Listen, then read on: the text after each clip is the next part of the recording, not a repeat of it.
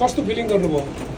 यो अचम्मै अब यो बास्टमा भन्ने हो भने यो 15 वर्षदेखि सुनेको हल्ला थियो, हल्लामै बित्रिरहेको थियो। यो झ्यापझुप जो बनेछ यो यसको कुनै व्याख्या गर्ने 14 महिनामा हो सर यो सिमै छैन। यसको यो व्याख्या गर्ने कुनै शब्दै छैन कि यसको लागि। यो जसले गर्यो जसरी गर्यो जहाँबाट जुन टिम मिलेर गर्यो यो उदाहरणीय एउटा इक्जाम्पल हो फुटबलको लागि स्पेसल्ली। अब यसलाई मैले चाहिँ यसको व्याख्या गर्ने मसँग शब्दै छैन। कस्तो फिलिङ हुँदो रहेछ? कस्तो एडभेन्चर अथवा रमाइलो कस्तो खालको अनुभूति गर्नुभयो? यो विचित्रै, यो कस्तो विचित्रै भनेदेखि अब तल त्यो 40 डिग्रीको गर्मीबाट स्वाट्ट माथि आउँदा बिचमा आइपुग्दाखेरि होइन उही प्लेनमा उडी जस्तै अनुभूति के। प्लेनभित्र गएर चाहिँ आनन्दले प्लेन उडी जस्तो माथि स्वच्छ हावा, प्रदूषण मुक्त केही छैन होइन। यो नै उदाहरण हो एउटा। तर तलका मान्छेहरू माथि आएर चाहिँ मिठो सास फेर्ने, स्वच्छ सास फेर्ने यो ठुलो अवसर पनि हो सबैको लागि।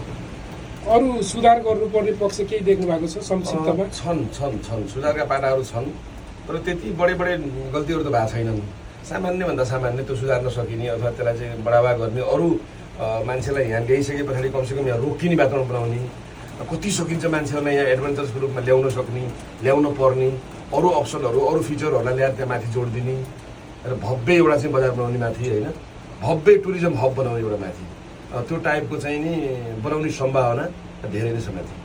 Thank you. हस्।